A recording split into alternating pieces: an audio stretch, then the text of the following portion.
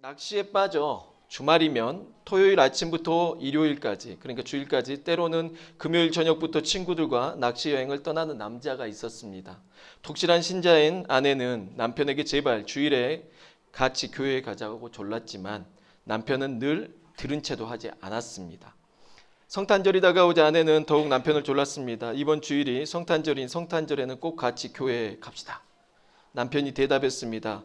어디 예수님 같은 목사님이 있으면 나도 교회 갈 텐데. 아내는 깜짝 놀라 물었습니다. 아니 그게 무슨 말이에요? 그러자 남편이 이렇게 말했습니다. 예수님은 밤새 낚시질하는 낚시꾼들에게 교회 오라고 하지 않으셨지. 대신 예수님이 낚시꾼들을 찾아오셨거든. 그뿐 아니라 낚시 포인트까지 알려주셨으니 그런 목사님이 계시면 나도 교회 간다. 목사로서 낚시에 재능이 없어서 참으로 안타깝습니다. 하지만 제자들은 취미로 낚시하던 사람들이 아니라 직업이 어부였던 사람들이었죠. 주일날 예수님을 교회 밖에서 만나려 하지 않으시고 교회 안에서 만나기 위해서 오신 여러분을 축하하고 축복합니다. 아멘. 우리 옆에 분을 사랑합니다 하라고, 그리고 또 성탄 메리 크리스마스 한번 인사 한번 하시기 바랍니다. 낚시하러 안 가시고 여기 와주셔서 감사합니다. 오늘 본문의 내용은 교회에서 성탄절이 되면 성극으로 만들어져 가장 우리가 많이 보았던 내용입니다. 우리는 성극을 하기 위해서 등장인물을 구성할 때 요셉, 마리아, 그리고 동방박사, 그리고 또 누굽니까? 목자들 이렇게 하고, 그 다음에 이제 좀 말 주변이 없는 사람들 그래도 출연해야 돼서 뭐 당나귀 같은 거, 뭐 뒤에 있는 뭐 구유가 준비가 안 됐으면 사람을 구유 대신 쓰기도 했습니다. 엎드려 가지고 아무 대사 없이. 그래서 뭐 그렇게 했던 것도 있습니다. 어찌됐든 우리가 이렇게 가장 많이 알고 있는 내용입니다. 그렇기 때문에 우리는 성경을 이 부분을 보지 않고 내가 너무 잘 안다라고 생각하고 이 부분을 패스하고 넘어가는 경우가 많이 있습니다. 그래서 특히 우리가 동방박사 세 사람이 황금과 유향과 모략을 하나씩 전달하는 식으로 구성하여서 이런 대사가 나와요. 한 사람이 나와서 저는 황금을 드립니다. 저는 유향을 드립니다. 저는 모략을 드립니다. 이런 대사를, 그냥 이 대사가 끝이에요. 그렇지만 대사 분량을 나누기 위해서 그냥 그것만 하고 저는 황금을 드립니다. 저는 모략을 드립니다. 유향을 드립니다. 이것만 하는 거죠. 근데 이제 성경은 안 봐요. 안 보고 그냥 배워서 들은 대로 해서 하다 보니까 저는 유황을 드립니다. 이렇게 된 거예요. 유향이어야 되는데 유황. 그래서 예수님 앞에 유황을 드려버리는 이런 경우가 있습니다. 유황과 유향을 구별을 못해요. 유향이 뭐야? 그러면 유향? 뭘까? 몰라. 나도 유황 아닐까? 이럽니다. 근데 유향이라는 것은 뭐 이제 그게 무엇이냐, 이제 오늘 설교의 내용이 아니기 때문에 그런 부분은 넘어가겠습니다. 뭐가 됐든 성탄절은 우리가 그냥 기쁜 날이고 예수님의 생일이니까 그냥 우리가 예수님께 생일 선물을 드린다라는 어떤 순수한 마음에서 그냥 우리가 좋게 생각하고 넘어가도 될 것 같습니다. 그렇지만 우리가 알아야 할 거는 동방박사가 이들이 먼 길에서 왔다라는 거예요. 그리고 멀리서 와서 이들이 예수님을 찾아와서 예수님 앞에 무언가를 드리면서 또한 하나님 앞에 어떠한 모습으로 나가야 되는지 모습을 보여주는 모습에서 우리 크리스천들은 성탄절이 되면 그래도 훈훈한 마음이 우리 마음 가운데 생겨납니다. 그러나 우리가 오늘 본문을 그동안 알았던 성극보다 좀 더 깊이 우리는 오늘 좀 살펴볼 건데요.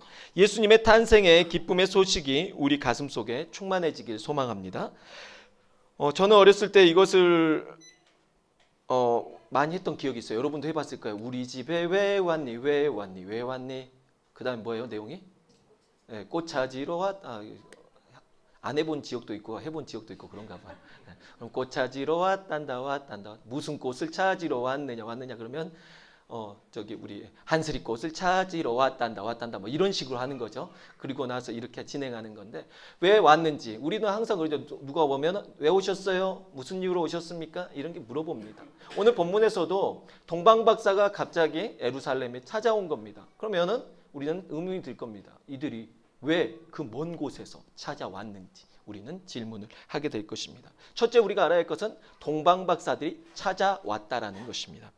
오늘 본문에서 동방박사들이 예루살렘에 찾아왔는데 여러분이 아셔야 될 거는 첫 번째 먼저 바로 그냥 우리는 동방박사가 오자마자 그냥 바로 베들레헴으로 가서 아기 예수께 경배한 줄 아는데 그게 아니라 먼저 예루살렘에 찾아왔습니다. 예루살렘에 찾아와서 구약에 예언된 대로 뭐 오늘 예수님께서 태어나신 것 같다. 우리가 보던 중에 큰 별이 떴고 우리가 이걸 따라서 왔다. 여기에서 유대인의 왕이 태어나신 것 같은데 그가 어디 있느냐 그러니까 이제 예루살렘 성 안에서 난리가 난 겁니다. 그 이유가 무엇이냐면 예수님께서 여러분 태어나셨을 때 헤롯 대왕이 있고요. 헤롯 왕들이 성경에서 여러 명이 나옵니다. 근데 이름들이 다 달라요. 여러분이 이제 나중에 보면 알겠지만 헤롯이라고 그렇지만 지칭을 하는 겁니다. 성경에서 바로도 마찬가지고 그렇지만 그들의 각기 이름이 있는데 유명했던 그 왕의 이름을 그 자손들이 계속 반복해서 쓰는 거죠. 앞에다가. 그렇기 때문에 똑같이 헤롯으로 나옵니다. 근데 오늘 우리가 보는 첫 번째 헤롯이라고 불렸던 그 이름, 첫 번째 시조 헤롯 대왕입니다.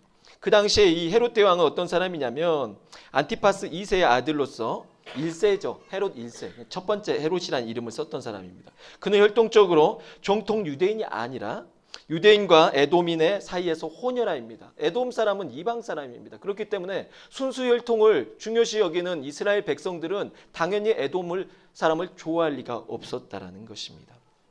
그래서 그를 왕으로 인정하지 않은 겁니다. 왜냐하면 순수 혈통이 아니기 때문에 순수 혈통 아닌 사람이 이스라엘 왕이니까 인정받지 못했던 거죠. 그러니까 이 사람은 항상 불안감에 있었다는 거죠. 언제 왕 자리에서 또 사실은 로마의 이제 황제를 통해서 얻어진 이 왕권이기 때문에 이 사람이 항상 왔다 갔다 하고 불안한 겁니다. 불안 심리가 적용됐고 또한 국민들에게도 인정 못 받으면 본인이 왕자리에서 물러날까 봐 항상 불안했습니다.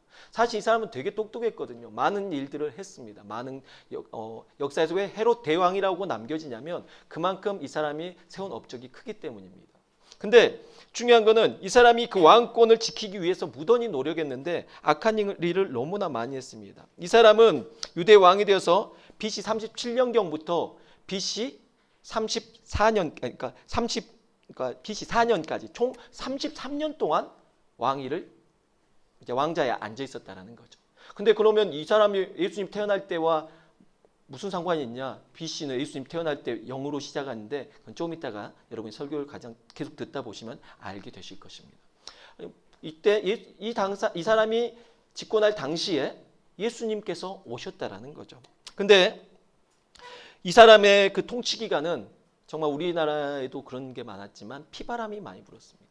왜냐하면 아들들 3명을 죽이고 또한 처남도 죽이고 또한 아내와 장모 이 사람들이 다 죽이면서 왜냐하면 본인의 왕자를 빼앗길까 봐 항상 불안해서 다 죽여버린 거죠. 그래서 로마 황제 아우구스투스는 헤롯의 돼지가 되는 것이 그의 아들이 되는 것보다 더 낫다라는 말을 했습니다. 그의 그러한 잔인한 통치 말기에 예수님께서 태어나셨다는 거죠.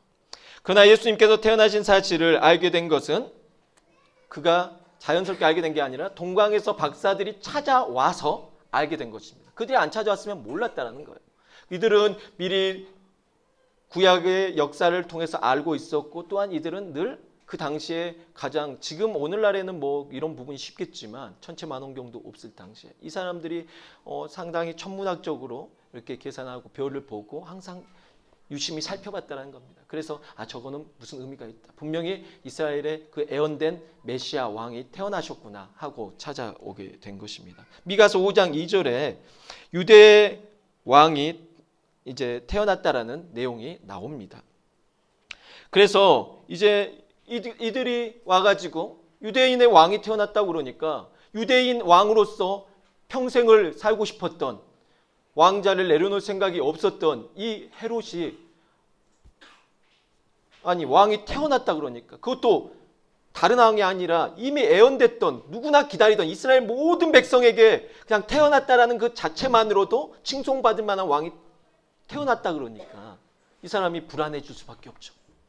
그래서 난리가 난 겁니다. 예루살렘 성 안에 있는 사람들에게도 그 왕이 어디서 태어나겠느냐. 그래서 그가 부릅니다. 대제사장과 서기관들. 대제사장 당시에 가장 권위 있던 사람이죠. 그리고 서기관들은 성경을 이렇게 필사해서 옮겼던 사람들이기 때문에 그들은 성경에 대해서 많이 알고 있었습니다. 그래서 그들에게 물어봅니다. 이스라엘 왕이 어디서 태어나겠느냐. 그러니까 그들이 이제 처음엔 잘 모릅니다. 그러니까 이제 난리가 난 거죠. 헤롯 왕이 조심스럽게 조용히 데리고 가서 동방박사들에게 예수님이 태어난 곳을 많이 알게 되거든 나한테만 조심히 알려주라 라고 말합니다. 왜냐하면 다른 사람들이 다 알게 되면 바로 가서 왕을 교체해버릴까 봐. 그래서 조용히 본인한테 먼저 알려주면 내가 그에게 가서 먼저 경배하겠다라고 말했지만 그의 심중에는 어떤 마음이었습니까? 내가 먼저 알면 내가 먼저 가서 그를 처치해버려야겠다라는 그런 마음을 갖게 된 거죠. 그래서 이제 동방박사들은 아마 극진한 대접을 받았을 것입니다. 왜냐하면 헤롯이 조용히 알려주려고 하면서 그들을 잘 대했을 것이기 때문입니다. 그리고 그들은 이제 다시 나와서 그 별을 따라가는데 이제 별이 안 보이죠. 처음에는. 그러다가 또 걸어가다 보니까 또 별이 보여요. 그래서 그 별을 따라가서 별이 멈춰선 곳에 가서 예배를 이제 왕께 경배했다라는 내용이 오늘 본문의 내용입니다. 베들레헴에 갔다. 이거 되게 신기하죠. 이런 내용들을. 그래서 오늘 이 본문에서 나오는데 우리가 알아야 될 것은 동방박사가 이제 가서 예수님한테 무슨 뭘 드렸다라는 게 중요한 게 아니라 더 알아야 될 것은 뭐냐면 그들이 했다는 행위입니다. 그게 뭐였냐면 그들이 우리가 아는 황금과 유향과 모략을 드린 것보다 더 중요한 부분 경배를 하기 위해서 왔다. 우리 집에 왜 왔니? 왜 왔다고요? 예루살렘에 온 이유가 그들이 왕을 찾아서 왕께 경배하기 위해서 왔다라고 목적을 말을 합니다. 똑같이 헤롯도 나도 경배하겠다고 말하지만 그는 예수님을 찾으면 죽이려 했고 이들은 정말 예수님께 경배하러 온 것이죠. 그렇기 때문에 이 내용에 대해서 이들의 목적이 분명히 경배하러 왔다는 것을 우리는 알 수 있습니다. 자, 동방으로부터는 여러분 구체적으로 어느 곳인지 말할 수가 없습니다. 왜냐하면 직역하면 그들은 해 뜨는 곳에서부터 왔다. 대충 우리가 이제 말할 때 그러면은 우리가 동방 A지국이니까 우리가 동방 아니냐. 그러면 예수님은 동방에서 오셨으니까 동방에서 이제 동방에서 박사들이 왔으니까 박사들은 그럼 어느 나라 박사들인 거예요? 우리나라 박사들이잖아요. 왜 우리 역사책에는 안 나온 거예요? 동방박사가 나와야 되는데 안 나왔잖아요. 그거 아닙니다, 여러분. 이제 이단들이 한국에서 그런 사람들이 많아요. 동방에서 독수리가 올라오고 동방에서 메시아가 날 거다. 그래서 내가 동방의 독수리고 내가 동방에서 내가 예언된 메시아다라고 말하는 사람들이 있습니다. 그렇게 말하면 동방박사는 우리나라 박사여야 되고 동방에 욥이라는 사람이 사는데 욥도 동방이니까 우리나라 사람이어야 돼요. 욥이라는 사람도. 말이 안 되는 거죠. 그러니까 지금 여기 성경에서 말하는 동방 말할 때는 뭐 두 가지 견해가 있지만 가장 큰 견해는 그래도 가장 가까운 지역에서 바벨론 지역 그쪽 지역에서 오지 않았을까라고 또 학자들이 말을 합니다. 어떤 학자들은 또 중국 뭐 인근 그쪽에 있는 쪽 우리가 잘 알지 못하는 천문학이 발달된 그쪽에서부터 왔을 것이다 이렇게 보여지기도 합니다. 그들이 어디서 왔는지가 그게 중요한 건 아니죠. 일단 박사들로 번역된 헬라어가 마고이라는 단어입니다.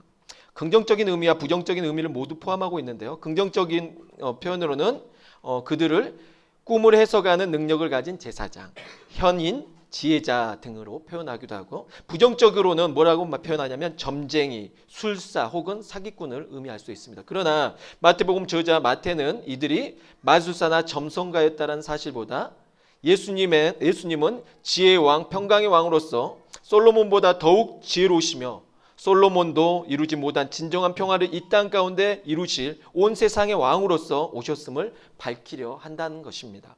그래서 마태는 이들이 동방으로부터 온 사람들 곧 이방인이었다라는 사실을 밝혀줌으로써 예수님께서 오신 것은 유대인들만이 기뻐할 소식이 아니라 이방인들에게도 기쁨의 소식이었다라는 것입니다.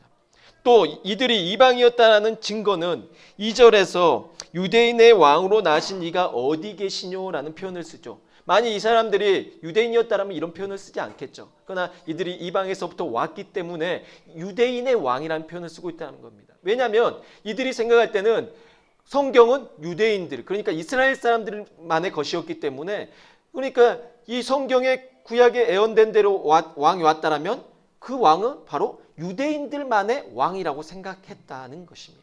그래서 그들이 왔을 때 유대인의 왕이 태어났다라는데 어디 계시냐? 그런데 우리가 경배하러 왔다라고 이렇게 표현을 한 것이죠. 그래서 분명한 것은 그들은 이방인이었다라는 것입니다. 이방인 대표자들이 예수님에게 무릎을 꿇어 경배했다는 것이 구약 성경의 예언자들이 예언한 바로 종말론적인 어떤 사건을 성취했다라고 볼 수 있습니다. 이사야 60장은 이방인들의 시온을 향한 종말론적인 순례에 대해서 이렇게 말합니다. 스바의 사람들은 다 금과 유향을 가지고 와서 여호와의 찬송을 전파할 것이며, 시편 72편 10절로 11절에는 이런 말이 있습니다. 다시스와 섬의 왕들이 공세를 바치며 스바와 시바 왕들이 예물을 드리리로다. 만왕이 그 앞에 부복하며 열방이 다 그를 섬기리로다. 유대인들이 거부해버린 하나님의 아들 예수께 이방인이 무릎 꿇어 경배했습니다. 이것은 예언자들이 말한 예언의 종말론적인 성취인 것입니다. 성 어거스틴도 이것에 대해서 동방 박사들이 최초의 이방인 신자일 수도 있었다라고 말을 하고 있습니다. 그러니까 여러분, 이방인들이 지금 누굴 찾아온 거예요? 예수님의 앞에 찾아온 것입니다. 어떻게 찾아온 거예요? 그들이 별을 따라서 찾아온 거죠. 첫 번째는 우리가 뭐예요? 그래서 먼저 동방 박사들이 별을 따라서 예수님을 찾은 것입니다. 두 번째는 별이 찾아갔다라는 것입니다. 자, 첫 번째는 누가 먼저 찾았다고요? 먼저 동방 박사가 예수님을 찾았다는 거예요. 그러나 지금 두 번째 제가 말씀드린 것은 먼저 그게 아니다라는 거죠. 오늘 본문의 스토리는 동방 박사들이 별을 만들어낸 것이 아니라 별이 먼저 빛났잖아요. 그리고 별이 먼저 움직였는데 그 별을 관찰하고 있던 그들이 그 별을 따라서 온 것입니다. 이처럼 유대인들만의 왕인 줄 알았던 동방 박사들이 예수님을 찾아왔다고 하지만, 그러니까 이들이 생각할 때는 유대인만의 왕이었는데 이들은 그냥 그래서 유대인의 왕에게 경배하려고 왔는데, 알고 봤더니 이 별이 먼저 이방에 먼저 비춘 것입니다. 그래서 이방 사람들을 예수님에게로 지금 찾아오게끔 한 거라는 거죠. 그러니까 우리가 관점을 봤을 때 우리는 항상 모든 성극이나 모든 관점이 우리가 가서 예수님 앞에, 예수님 생신이시니까 우리가 예수님 앞에 찾아가서 예물을 드리고 우리는 예수님 앞에 뭘 드리고 이런 개념인데, 어떻게 보면 하나님 관점으로서 보면 먼저 동방 박사들 찾아가시고 이방인에게 찾아가신 건 누구예요? 하나님이시라는 겁니다. 여러분, 여기에가 포커스가 있는 것입니다.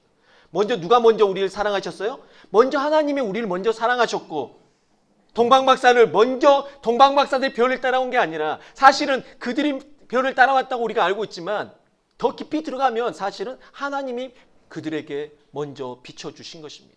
여러분, 아셔야 될 것은 동방 박사는 우리를 대표하는 것입니다. 이방인들을 대표한다고 볼 수가 있죠. 그래서 동방 박사들이 별을 보고 따라왔다는 건 곧 무슨 말이냐면 이방인들에게 구원의 빛이 비추었다라는 것이고, 성경에 말씀하신 사망의 흑암에 앉았던 그들에게 빛이 비추었다라고 표현을 하고 있습니다. 마태는 그렇게 말을 하거든요. 그러니까 먼저 하나님의 빛이 이방 가운데 우리에게 먼저 비춰진 것입니다.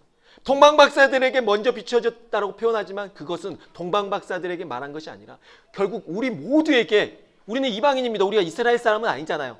우리에게도 어떠한 빛이 비추었다? 구원의 빛이 비춰진 것입니다. 그러니까 먼저 하나님이 우리에게 구원의 그 길을 열어주신 것이죠. 여러분 요즘에 천문학이 많이 발달했습니다. 그래서 이제 컴퓨터 프로그램이 있는데요. 창조과학에서도 그 보이저 4.5라는 그 프로그램을 통해서 돌립니다. 제가 예전에 그 김명현 창조과학회, 그러니까 우리나라의 카이스트 교수였던 김명현 교수가 창조과학회에 소속되어 있으면서 어떤 강연을 할 때 그 프로그램을 돌려서 그 연대와 그 추정하는 것, 성경에 나온 것들을 역사적으로 그때가 어느 시점인지, 왜냐하면 그 내용을 보고 가장 뭐 별이 빛났다 이런 것들을 이렇게 돌리면서 유추해서 찾는 것을 본 적이 있습니다. 정말 놀랍게도 이렇게 막 해가 지고 뜨고 이런 게 돌아가면서 맞춰지는 걸 봤는데요. 그런 기계를 돌려본 결과 언제로 나오냐면 BC 예수님이 탄생한 연도가 BC 6년으로 나옵니다. 6년 그리고 5월 14일, 양력 5월 14일로 나온다는 거죠. 그러니까 분명한 거는 뭐 5월 14일인지 정확하게는 모르겠지만 중요한 거는 그 정도 될 것이다. 그러니까 예수님이 탄생하신 날은 이렇게 추웠던 겨울이었고 한방눈 내렸었고, 그렇게 예수님께서 이렇게 그랬던 건 아니다. 지금 우리가 이제 그런 것들을 이렇게 만들어낸 것입니다. 그래서 사실은 왜냐하면 목자들이 예수님을 찾아온 내용이 나오거든요. 그때 목자들은 양을 먹이고 있었잖아요. 왜냐하면 여러분, 당시에 겨울에는, 지금 이 시즌에는 양들을 풀어놓고 풀을 뜯기게 하지 않습니다. 그러니까 적어도 겨울은 아니었다라는 거죠. 목자들이 활동했던 시기라는 거죠. 그러니까 분명한 것은 이제 우리가 그래서 크리스마스를 엑스마스다. 왜냐하면 정확한 예수님의 탄생일은 아니다라고 말합니다. 그러나 우리가 그 날이 몇 월 며칠인가 그거 맞추는 것보다 더 중요한 것은 우리가 예수님 앞에 모든 온 세상 사람들이 석가탄신일 아니고 그래도 성탄절을 이렇게 기뻐하고 이렇게 할 수 있어서 너무나 감사한 것 같습니다. 일단 예수를 믿든 안 믿든 함께 기뻐할 수 있는 거, 그리고 우리가 예수님의 탄생을 기뻐할 수 있는 그 날이 있어서 너무 감사한 것이지 그 날을 맞추는 것은 뭐 그렇게 큰 의미가 있을까라는 생각이 드는데요. 어찌됐든 우리가 이렇게 그 별, 근데 이제 창조가께서 말하는 거는 그 별이 왜 빛나느냐. 근데 여러분 그 주기가 있습니다. 돌 때. 근데 이제 우리가 잘 아는 뭐 화성, 목성, 뭐 금성 뭐 이렇게 나오잖아요. 근데 토성이 항상 앞서는데 목성이 토성을 앞서 지나갈 때가 있답니다. 그 시점이 854년 만에 한 번씩 이게 주기가 돌아오는데요. 그때 목성이 앞으로 가면서 토성이 뒤에서 이렇게 막 춤추듯이 뛰니까 반짝반짝 빛나고 목성이 앞으로 오게 되면 엄청나게 크게 별이 비춰지는데 그 별이 이제 목성이었을 것이다 이렇게 말을 하는데 목성이 의미하는 것은 왕의 탄생을 알린다고 고대 사람들은 그렇게 알고 있었습니다. 그래서 미리 예언됐던 왕이 탄생을 알려주는 그 별이 목성이었다라고 이렇게 알려지고 있는데요. 그렇게 어찌됐든 별이 먼저 빛났는데 여러분 생각해 보세요. 이 별이 동방박사들을 이렇게 비췄다라는 거예요. 엄청 신기하지 않습니까? 근데 그리고 중요한 건 동방박사들이 그거 아니고 다른 사람들 몰랐다는 거죠. 보고도 몰라요. 근데 더 중요한 거는 저는 이 별이란 게 우리는 안에서 보니까 이게 밖에 있는 행성들인데 근데 그 별이 그 목자들이 그 동방박사들이 인도했다라는 거 아닙니까? 초점이 지금 어디가 맞춰져 있다라는 겁니까? 모든 우주에 있는 모든 행성들이 이 모든 것이 지금 이 지구에게 초점이 맞춰져 있고 그 지구 안에 일어나고 있는 사건 바로 예수님의 탄생을 위해서 그 모든 것들이 맞춰져 가고 있다라는 것이죠. 놀라운 사실인 것입니다. 그래서 우리가 생각할 때는 정말 이런 뭐 역사적인 이런 것들 놀라운 사건입니다. 근데 또 어떤 역사가들은 그 당시의 상황을 돌려보니까 행성들이 그때는 일렬로 이렇게 배치가 되었었다. 가장 놀라웠었다. 그래서 가장 크게 빛난 게 아니냐라고 이렇게 또 말합니다. 놀라운 사실이죠. 이거는 과학적인 증거입니다. 그래서 우리는 알아야 할 것은 먼저 동방박사들이 찾아간 줄 알았는데 알고 봤더니 더 깊이 있게 보니까 그게 아니더라. 예수님께서 하나님께서 계획하신 대로 먼저 이방에게 찾아가서 비춰주셔서 그들을 인도하셨더라라는 것입니다. 우리가 세 번째로 봐야 될 것은 뭐냐면 셋째, 이제는 우리가 별이 되었다라는 것입니다. 다니엘서 12장 3절에 보면요 이런 내용이 나와요. 지혜 있는 자는 궁창의 빛과 같이 빛날 것이요 많은 사람을 옳은 대로 돌아오게 하는 자는 별과 같이 영원토록 빛나리라. 네. 여러분이 그 이선이라는 그 가수가 부른 노래 뭐 별처럼 제가 잘 몰라서 별처럼 수많은 사람들 그 중에 그대를 만나 이런 내용의 가사가 있잖아요. 왜 그 말을 하냐면 정말 수많은 사람이 있지만 그 중에서 누군가를 만난다는 것은 정말 놀라운 기적 같은 일이라는 거죠. 엄청난 놀라운 일인 것입니다. 근데 지금 다니엘서는 뭐라고 말하냐면 이 별이 지금 또 성경에서 다른 한편에서 아브라함을 설명할 때 뭐라고 표현하냐면 아브라함에게 하나님이 오셔서 내가 너에게 별과 같이 많은 자손을 주리라고 표현을 할 때 이 별이라는 표현을 씁니다. 그러니까 별을 어떻게 보면 하나님 입장에서 봤을 때는 우리는 생각할 때는 별은 행성이야. 행성은 너무 중요하고 커. 그러나 하나님이 봤을 때는 그 별들은 우리 인간보다도 더 소중하지는 못하다라는 것이죠. 어저께 우리 이재 집사님 전화 와서 이 귀한 우리 꽃꽂이를 오늘 물리 또 아쿠아알타 때문에 못 하시겠다고 못 할 수도 있다라고 말했어요. 그렇지만 예배는 꼭 참석하겠다. 그리고 우리 또 자매님과 함께 오겠다라고 말씀하셨어요. 이 꽃 예쁘고 너무 좋죠. 너무 행복하죠. 그러나 더 중요한 하나님 관점에 봤을 때는 우리 이런 말 있잖아요. 사람이 꽃보다 아름답다. 그러니까 하나님이 봤을 때는 그 꽃보다 아니 별보다 한 사람이 더욱더 소중하다라는 것이죠. 여러분 지금 예배 가운데 지금 오늘 또 새로 오신 분들 얼굴도 보이고 너무 감사한 거는 지금 여러분들이 지금 이 자리에 나와 있는 것이 여러분 우리가 여기에서 봤을 때는 별들이 반짝이니까 아름다워 보이잖아요. 그러나 하나님 입장에서 봤을 때는 우주 밖에서 하나님은 우주보다 더 크신 하나님이시기 때문에 하나님이 봤을 때는 이 안에서 별이 반짝이는 거 의미 없습니다. 여러분 중요한 건 그 별이 오늘같이 비가 오면 우리는 눈에는 안 보이지만 하나님이 우주에서 봤을 때는 행성이 비 온다고 안 보이고 그러진 않잖아요. 그러니까 별이 하나님 앞에 감동을 줄 수는 없어요. 왜냐? 행성은 항상 떠 있으니까 우리 눈에만 보였다 안 보였다 할 뿐이지. 근데 중요한 건 여러분은 보였다 안 보였다 할 수 있거든요. 교회 안에서. 나왔다 안 나왔다 우리가 할 수 있는 거잖아요. 그러면은 하나님이 봤을 때는 우리가 보이다가 안 보이다 그러면 감동스러운 거예요. 오히려. 자, 중요한 거는 어떤 분이 이런 말을 했습니다. 천사는 복음을 못 전한다. 왜냐? 천사는 구원의 감격이 없기 때문이다. 구원의 감격이 있는 사람은 어떤 사람이야지 가능하냐면 죄인만 가능합니다. 구원이란 게 뭐예요? 내가 죄인이에요. 그러나 그 죄 가운데서 용서받았을 때 그 느껴지는 그 기쁨, 그 희열, 그게 바로 뭡니까? 은혜인 거죠. 그걸 누구만 느낄 수 있는 거예요? 사람들만이 할 수 있는 것입니다. 하나님께서 천사가 내려와가지고 여러분 이렇게 전도 못해요. 전도를 할 수 있는 것은 뭐냐면 내가 죄 가운데서 해방되어서 내가 원래 죄인이었지만 내가 예수 그리스도를 믿고 내가 이제는 새 사람 되었습니다 라고 누군가에게 이렇게 전할 때 그 사람이 그걸 듣고 감동받아서 교회에 나오게 되는 거, 이게 바로 전도인데요.